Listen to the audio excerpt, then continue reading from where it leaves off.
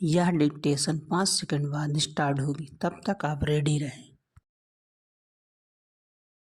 Ready start. महोदय, मान्यता शब्द की हर तरफ से मांग आई है। मानव की मान्यता देने भर से ही वे बहुत सी कठिनाइयाँ हल हो जाएंगी जो बांग्लादेश के लोगों के सामने है, हमारे देश के सामने है और विशेषकर हमारे सीमांत राज्यों अर्थात पश्चिम बंगाल, असम, त्रिपुरा और मेघालय के समक्ष है। हमने इस प्रश्न के हर पक्ष पर बड़ी गहराई से सोच विचार किया है। जैसा कि मेरे साथी ने बताया है, इसके हम निरंतर समीक्षा करते रहते हैं। हम इसकी प्रतीक्षा नहीं करते कि दूसरे देश इस विषय में क्या करते हैं।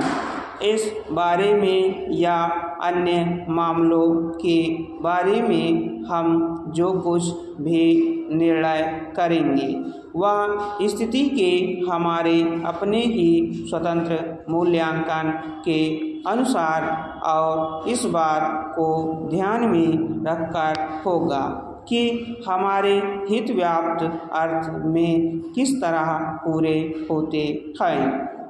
कल मैं अपनी वर्तमान कठिनाइयों में से संभावित खतरों और बोझों के बारे में जानबूझकर बहुत संयत भाषा में बोली थी। वह इस कारण नहीं कि मैं बोझों या खतरों से आज या कभी डरी हूँ, बल्कि इस कारण कि मैं चाहती हूँ कि माननीय सदस्य इन सब विषयों पर गहराई से विचार करें। खतरों का तभी सामना किया जा सकता है जब आदमी इसके लिए तैयार हो, जैसा मैंने पहले कहा और फिर से दोहराना चाहूँगी कि यह समय दलगत प्रतिद्वंदिता का नहीं है। हम सबको मिलकर एक साथ खड़े रहना चाहिए और हमारे सामने जो अधिक काम हैं उनमें एक दूसरे की सहायता करनी चाहिए। सांप्रदायिक प्रवृत्तियों को दबाना चाहिए।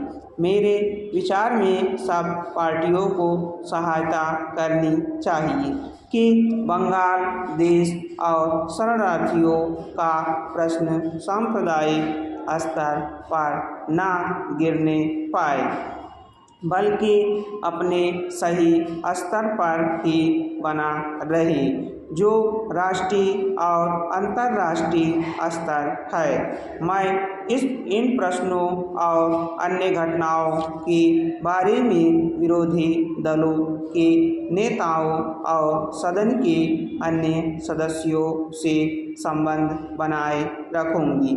मैं अपनी तरफ से सदस्यों को इस विषय पर अपनी बात मुझसे आकर कहने और उनके पास जो कोई जानकारी हो उसे बताने की पूरी छूट देती हूँ।